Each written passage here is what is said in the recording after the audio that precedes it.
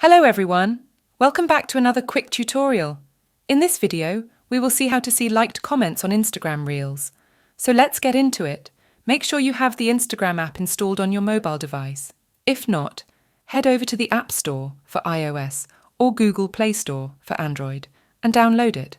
Once you have the app installed, open the Instagram app on your mobile device and make sure you're logged into your account. To view liked comments on Instagram Reels, navigate to the Reels section. Find a reel that you've liked or want to check the comments on. Tap on the comment icon on the right side of the screen to access the comments section. In the comments section, you will see all the comments with likes. To check who has liked the comment, tap continuously on the like icon.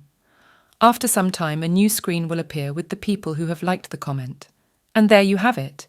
If you found this video helpful, don't forget to subscribe to our channel for more tutorials. Thanks for watching.